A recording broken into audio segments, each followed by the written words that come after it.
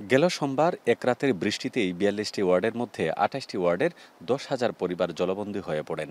বৃষ্টিতে তলিয়ে যায় বাসাবাড়ি, রাস্তাঘাট। বন্ধ হয়ে যায় আবাসিক পর্যায়ের গ্যাস, বিদ্যুৎ এবং পানি সরবরাহ ব্যবস্থা। প্রতি বছরই এমন দুর্দশায় পড়তে হয় নগরীর মানুষকে।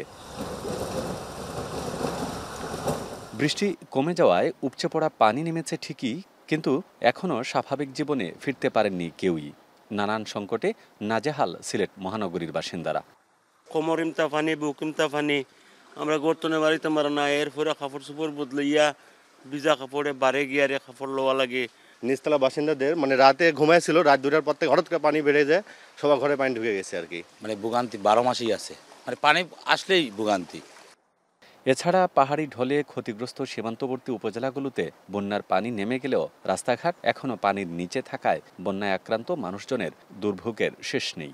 আমাদের গাড়ি অনেক সময় পানির জন্য নষ্ট হয়ে যায়, পানির মধ্যে ধাক্কাইতে হয়, এর জন্য আমাদের অনেক সমস্যায় আছি। নদীর পানিগুলা পুরা বড় আর দেখিয়া কোনোবার টানেন না করে এই পানিগুলা এখানে জমে রয়েছে।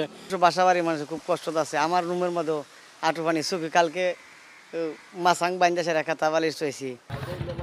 এদিকে গত সপ্তাহ খানেক ধরে সুনামগঞ্জের নদ নদীর পানি কখনো কমছে, আবার কখনো বাড়ছে। এতে চরম দুশ্চিন্তায় পড়েছেন সুনামগঞ্জের ২০ লাখেরও বেশি মানুষ। ইতোমধ্যে পাহাড়ি ঢলের পানিতে সুনামগঞ্জের তাহিরপুর, ছাতক ও দোয়ারাবাজার সহ বেশ কয়েকটি উপজেলার নিম্নাঞ্চলের রাস্তাঘাট তলিয়ে গেছে।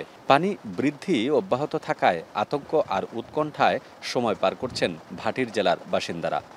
ব্রিজ নাই, খালি রাস্তা করলে তো হইতো না, বড় বড় ব্রিজের দরকার পানি যাতায়াত করার লাগিয়া। 2 দিন মেঘের কারণে এই রাস্তাটা ডুবে গেছে, ডুবার কারণে আমরা চলাচল করতে খুব কষ্ট।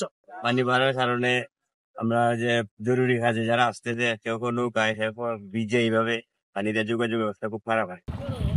যদিও জেলা প্রশাসন বলছে সার্বিক পরিস্থিতি পর্যবেক্ষণ করা হচ্ছে এবং বন্যায় দুর্গতদের সহায়তায় সরকারি সহযোগিতা অব্যাহত রয়েছে।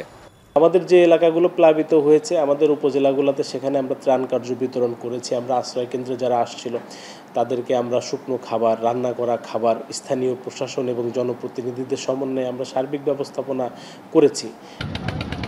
পানি উন্নয়ন বোর্ড জানিয়েছে বন্যা কবলিত উপজেলাগুলোতে বন্যার পানি কমতে শুরু করেছে। তবে সিলেটের বিভিন্ন নদ নদীর পানি বেশ কিছু পয়েন্টে এখনও বিপদসীমার উপর দিয়ে প্রবাহিত হচ্ছে। গুলজার আহমেদ, এখন সিলেট।